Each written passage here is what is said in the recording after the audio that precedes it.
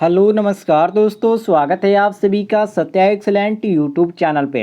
दोस्तों, जैसे कि आप सभी को मालूम है कि आईटीआई सेकेंड ईयर वालों के लिए डेली रात 8 बजे लाइव क्लास चलाई जा रही है। और आज की जो हमारी क्लास होने वाली है 10 नंबर की क्लास होने वाली है। अर्थात टोटल यहाँ पर 10 दिनों से क्लास चली जा रही है और यहाँ पर 10 नंबर की क्लास चली जा रही है। और जो लोग हमारे यूट्यूब चैनल पे अभी तक यहाँ पर 10 क्लास में भाग नहीं लिए हैं, उनसे रिक्वेस्ट है कि आप भाग लें। डेली रात आपको 8 बजे यहाँ पर क्लास चलाई जा रही है। और पिछली वीडियो आपने नहीं देखा है तो इस वीडियो के डिस्क्रिप्शन में आपको लिंक मिल जाएगा, आप वहाँ से भी जाकर देख सकते हैं। तो चलिए दोस्तों, हम आज का क्वेश्चन शुरू करते हैं।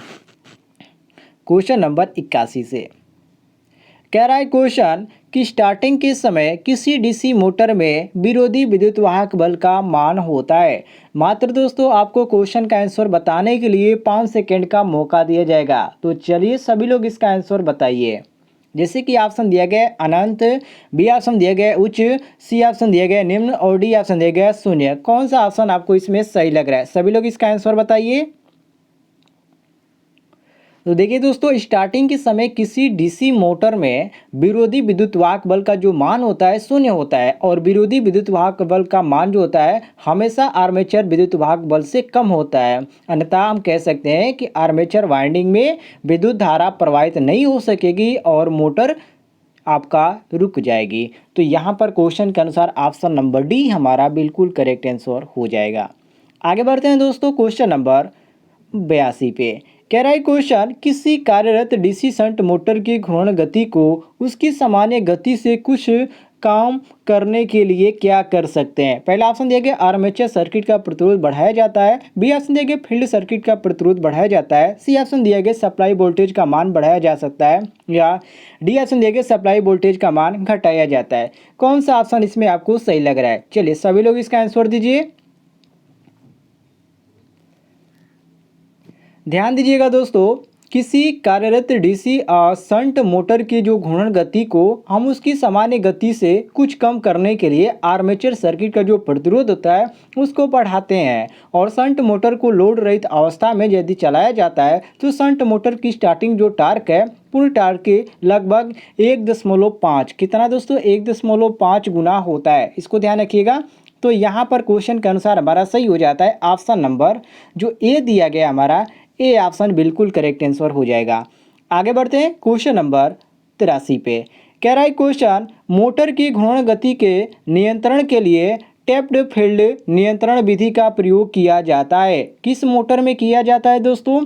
जैसे कि ऑप्शन में दिया गया डीसी सीरीज मोटर में, बी ऑप्शन दिया गया डीसी शंट मोटर में, सी ऑप्शन दिया गया डीसी कम्युलेटिव कंपाउंड मोटर में और डी ऑप्शन दिया गया डीसी का डिफरेंशियल कंपाउंड मोटर में। किस मोटर में इसको प्रयोग किया जाता है? चलिए सभी लोग इसका आंसर बताइए।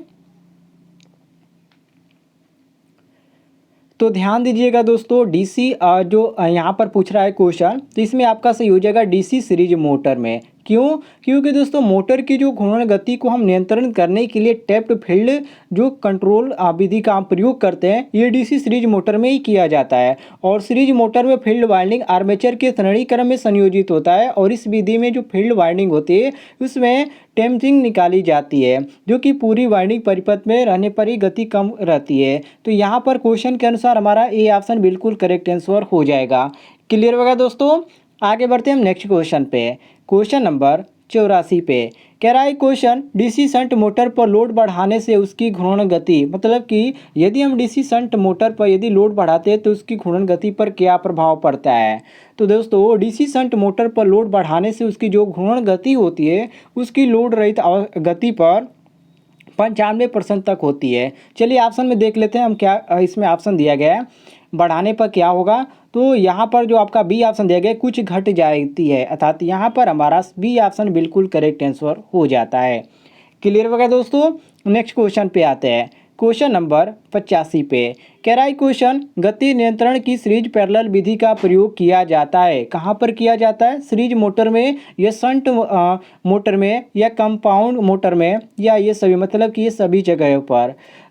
तो दोस्तों सभी लोग इसका आंसर बताइए।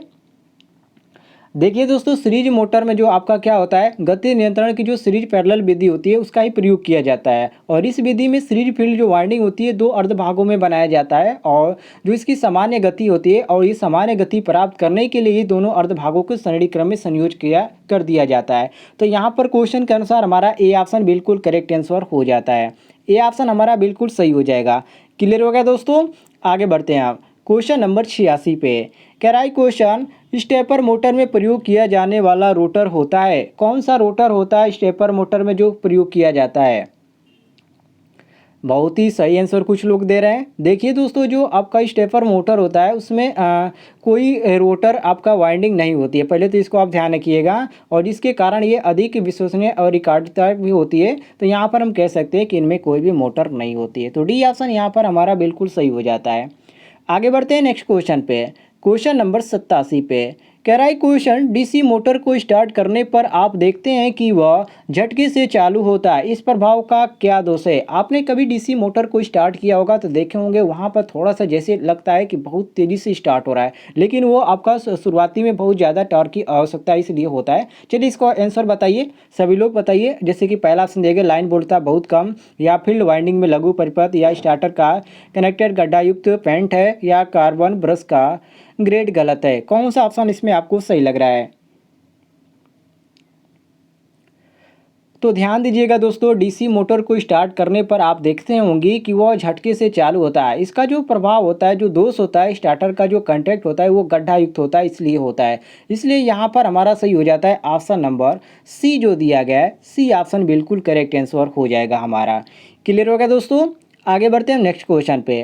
क्वेश्चन नंबर 88 पे। कह रहा है क्वेश्चन कि एक स्थिर वोल्टेज आपूर्ति से जोड़े गए 3 किलो वाट वाले डीसी शंट मोटर का वेग 2000 आरपीएम है, तो इस वेग को 2500 आरपीएम तक परिवर्तित करना है। किस वेग के नियंत्रण विधि का प्रयोग करेंगे? यहाँ पर ऑप्शन आपके सामने दिया गया, सभी लोग इसका आंसर बताइए। ऑप्शन आपके सामने है, यदि आप आंसर देना चाहते हैं तो कमेंट में फटाफट आंसर दीजिए।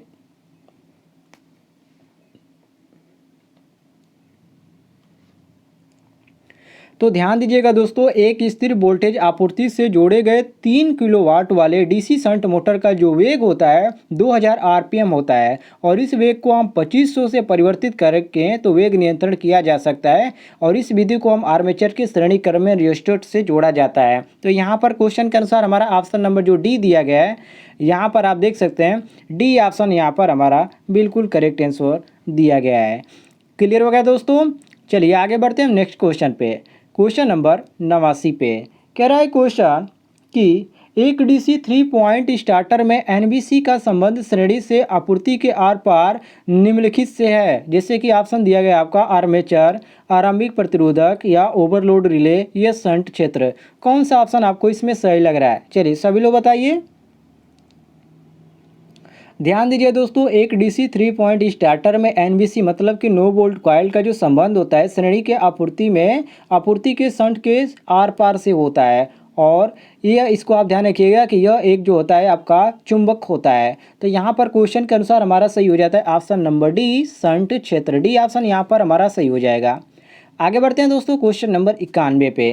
कह रहा है क्वेश्चन कि एक रेल इंजन को दूषित मोटर में बदलना है, किस प्रकार के मोटर का चयन करेंगे? डीसी विभेदक संयुक्त मोटर, या डीसी शंट मोटर, या डीसी श्रेणी मोटर, या पृथक उत्तेजित मोटर?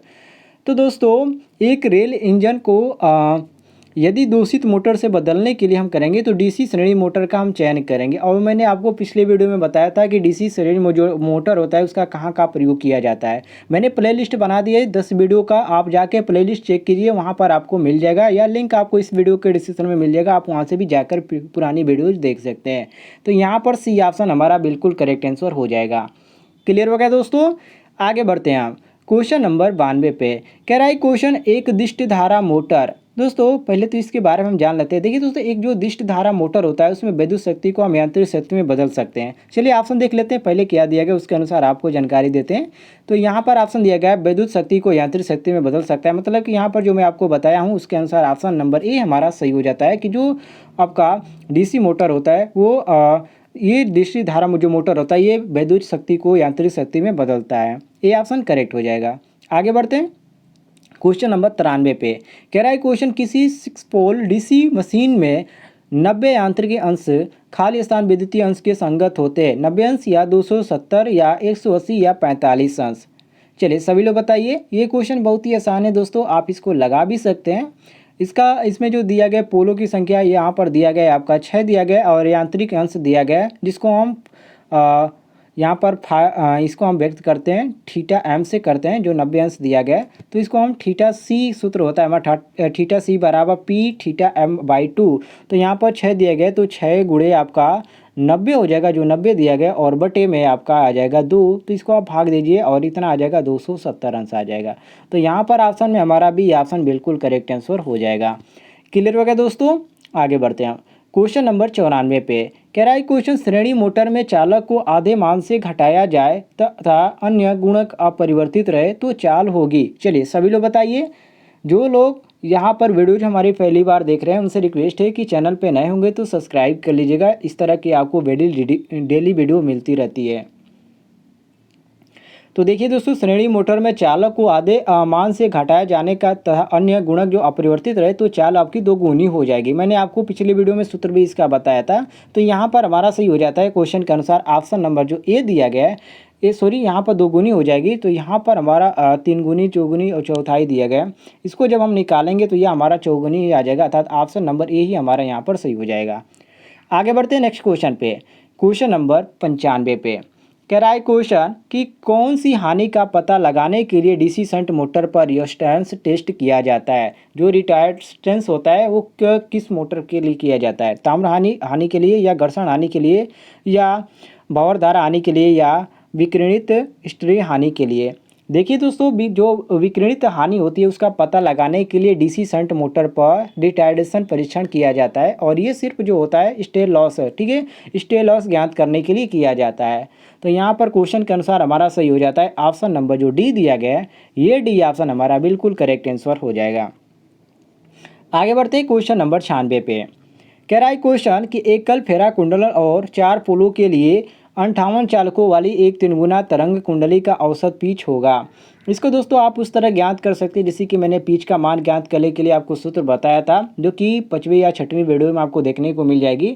चालकों की संख्या अपान पोलों की संख्या, मतलब कि यहाँ पर जो चालकों की संख्या दिया गया है औसत पिच के अनुसार भी आप निकाल सकते हैं। तो 58 बटे आप करेंगे 4, तो यहाँ पर 14 सही आपका 2/4 आ जाएगा। तो यहाँ पर जो हमारा सही मैच कर रहा है वो आपका ऑप्शन नंबर बी मैच कर रहा है, 14 या 15 कह सकते हैं। तो यहाँ पर बी ऑप्शन हमारा करेक्ट हो जाएगा। आगे बढ़ते हैं क्वेश्चन नंबर 97 पे कह रहा है क्वेश्चन, एक दिष्ट धारा श्रेणी युक्त मोटर को चाहिए, क्या चाहिए दोस्तों। चलिए ऑप्शन देखकर सभी लोग बताइए, ऑप्शन आपके सामने है।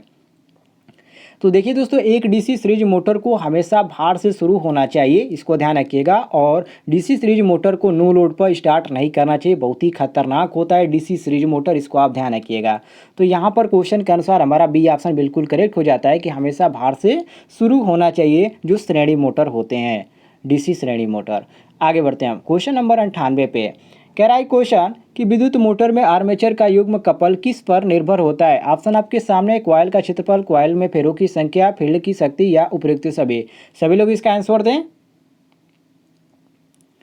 तो ध्यान दीजिएगा दोस्तों, विद्युत मोटर में आर्मेचर का युग्म जो होता है फेरों की संख्या, कॉइल के क्षेत्रफल तथा फील्ड शक्ति पर निर्भर करता है, अर्थात यहाँ पर हमारा ऑप्शन नंबर डी सही हो जाता है। ए, बी और सी तीनों सही है, इसलिए हम डी ऑप्शन करेक्ट मारेंगे।